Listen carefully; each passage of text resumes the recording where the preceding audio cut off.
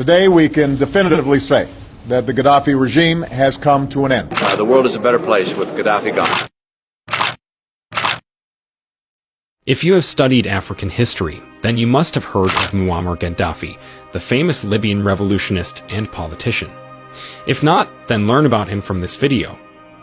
Muammar Mohammed Abu Nimer al-Gaddafi, commonly known as Muammar Gaddafi, was a great African revolutionary leader, born on June 7, 1942 in Qasr Abu Hadi in Libya.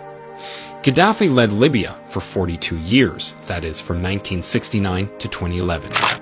It is good to note that his rule ended when he was captured and killed on October 20, 2011, after the Battle of Sirte.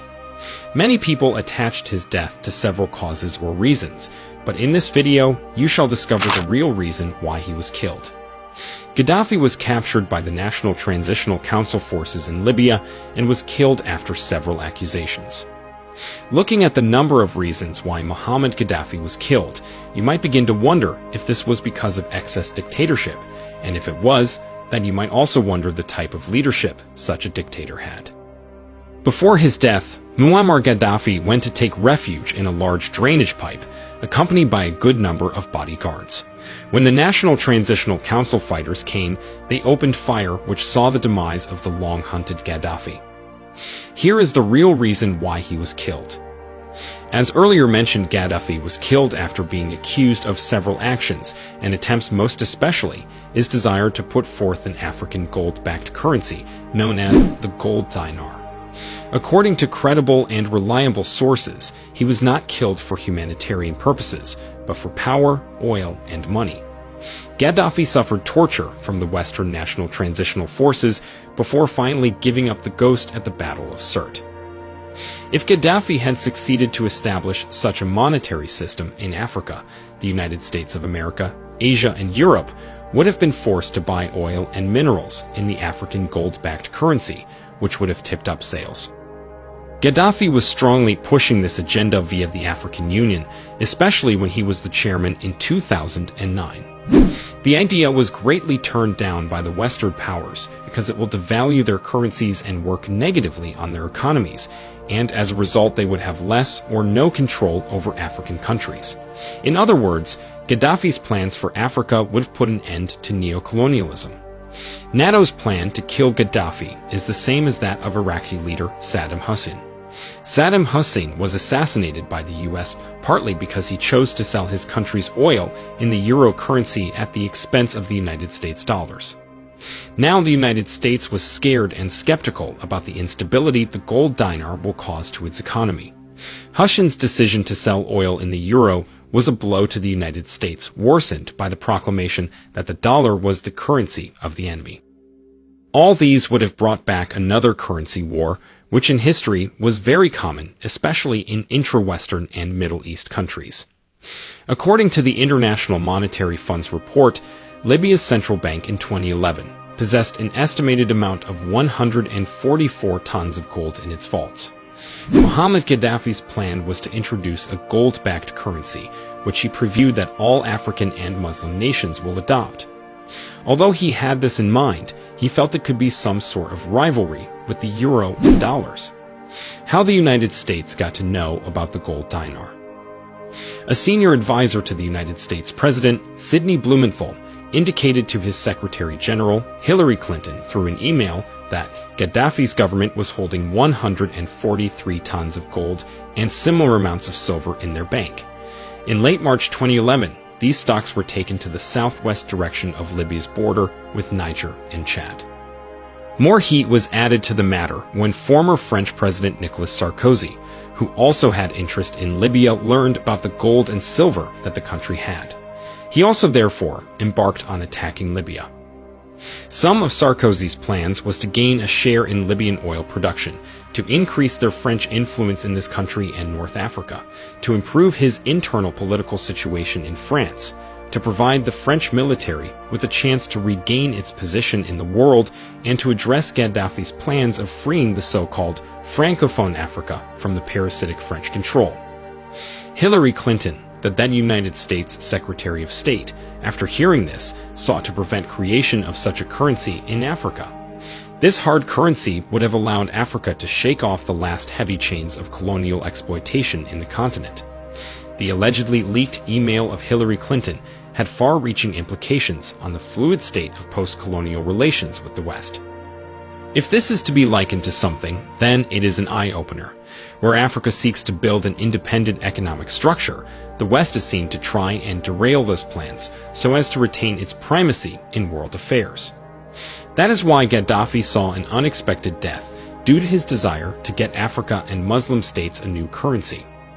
If you are just joining us, then you are watching the real reason why Gaddafi was killed. Like the video and share it so it reaches many more Africans. You can also subscribe to our channel and turn on the notification bell in order not to miss any of our amazing content. Let us talk more about the gold dinar, a groundbreaking dream for Africa. Gaddafi's objective of this new currency was to divert oil revenues towards the state-controlled funds rather than American banks. In other words, it was aimed at stopping the use of the dollar for oil transactions in African countries, most especially Nigeria, Tunisia, Egypt, and Angola. In fact, these countries were ready to change their currencies as soon as the golden dinar was launched. Unfortunately, in March 2011, NATO, or the North Atlantic Treaty Organization coalition forces, began a military action in Libya in the name of freedom and humanitarian concerns. Unfortunately, many ignorant Libyans listened and believed the Western media instead of backing their leader. Gaddafi succeeded to rule Libya for over 42 years because he managed to gain support of many Libyan tribes by providing them with free water, almost free gasoline, free health system, as well as cheap and affordable education. Gaddafi's death marked the end of an African dream. Muhammad Gaddafi wanted to stay away from American influence in his oil transactions by using the golden dinar. He launched a project for this currency, and other African nations were ready to give him massive support. This was an African dream, but at the same time, it was going to be a nightmare for Western banking, which greatly benefits the USA and most European countries. The North Atlantic Treaty Organization's forces were involved in Gaddafi's capture, while the Libyan military were also on the ground to enhance defense. The NATO forces opened fire in a pipeline hideout where Gaddafi was seeking refuge, wounding him on the leg and back. According to one of the unnamed National Transitional Council fighters, one of Gaddafi's own loyalists also shot him, apparently to spare him from being captured. Few minutes later, as the fighting continued, Muammar Gaddafi was killed.